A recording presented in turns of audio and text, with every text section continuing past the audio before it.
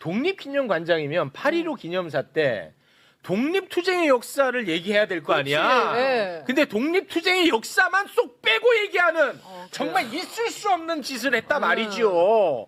진짜 말이 안 됩니다. 일단 그 부분 먼저 들으면 되겠죠? 네. 그 부분 듣고 오겠습니다. 24살의 청년 윤봉길은 상하이 이거- 홍콩 공원에서 열린 맞아? 일본 천장절 및 전성 기념식장에 폭탄을 투척하여 국내외에 큰 파문을 일으켰습니다. 그런데 그가 의거 직전에 두 아들에게 남긴 유서에는 너희들은 아비 없음을 슬퍼하지 말고 열심히 공부하여 에디슨과 같은 발명가가 되어라고 적혀 있습니다. 24살의 청년은 조국 독립을 위하여 자기 자신을 희생해야 했지만은 그의 두 아들에게는 반듯하게 자라서 국가와 세계를 위해서 기여하는 훌륭한 과학자가 되기를 소망한 것이었습니다. 이처럼 역사의 이면에는 다양성이 존재합니다. 예, 뒷부분이 먼저 나왔네요. 네. 뒷부분이 먼저 나왔습니다. 근데 네. 제가 이 말을 듣고 어. 제가 처음에 제가 알고 있는 지식과 달라서 다시 그 예전에 윤봉길 의사의 유언을 찾아봤어요. 네. 네. 저는 이제 상해 홍콩공원도 여러 번 갔었고, 그 다음에 이제 그 예산에 있는, 그 다음에 이제 양재동에 있는 매헌 기념관에도 자주 갔었는데, 네. 제가 알고 있는 유언 내용하고 달랐던 거예요. 어떤 부분이 그래요? 달라요? 어떤 부분이? 그래서 어. 그 유언 전문을 제가 한번 찾아봤더니 네. 역시 제가 기억한 게 맞았다는 걸 알 수 있었는데요. 네. 그 내용을 잠깐 읽어드리면 이렇습니다. 너희도 만일 피가 있고 뼈가 있다면 반드시 조선을 위해 용감한 투사가 되어라. 에? 투사가 되어라는데? 이게 첫 문장입니다. 네. 그리고 두 번째 문장에서는 그래도 내 빈무덤 앞에 찾아 한 잔의 술을 부어 놓아라. 그러니까 내가 아비니까.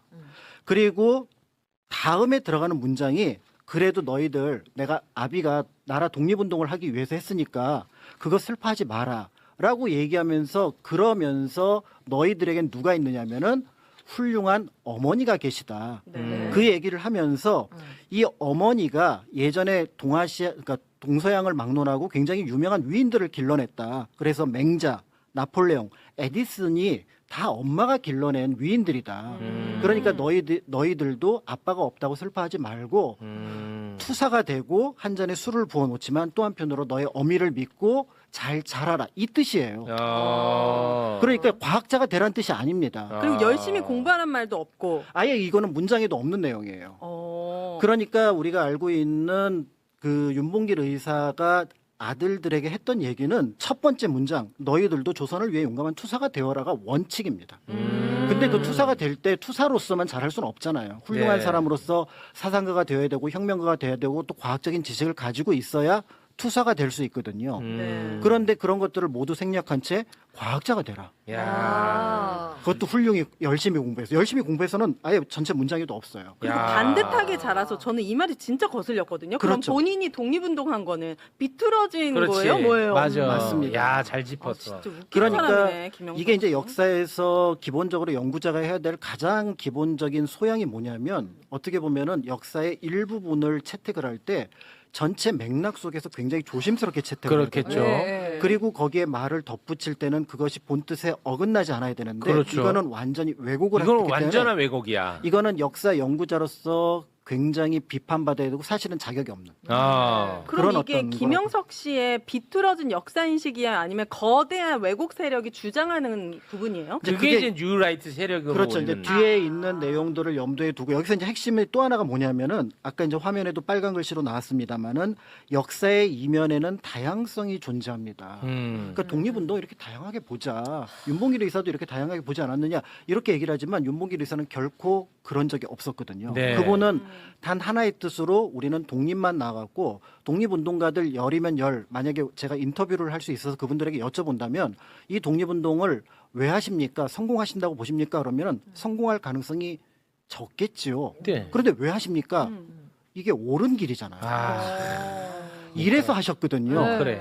그러니까 역사의 독립운동을 바라볼 때 그 다양성이라고 하는 것들은 다양한 방면, 예를 들어 뭐 의열투쟁도 하고 외교투쟁도 하고 때에 따라서는 여러 가지 뭐 정치적인 투쟁도 하고 이런 것들의 다양성은 존재할지 모르지만 독립운동의 가치를 마치 자신의 아들의 교육을 위해서 하는 것처럼 왜곡하는 것. 그리고 이걸 통해서 이제 윤봉길 의사의 독립투쟁의 의지나 어떤 뜻을 한 마이너스 1000%로 깎아낸 겁니다. 네. 그렇네요. 그런 면에서 볼 때 나의 뜻을 너희들도 같이 따라갔으면 좋겠다라는 뜻을 했는데 나는 이렇게 가지만 너희는 다른 길 가라. 열심히 공부해서 이 얘기가 발명가들. 뭐냐면 우리 독립운동가들 그렇게 너무 좋아하기는 하는데 무식한 짓이었어. 그런데 우리는 이제 그렇게 가지 말자. 이 얘기를 그렇습니다. 굉장히 어떻게 보면 교묘하게. 교묘하게 만들어낸 진짜. 거라고 볼 수밖에 네.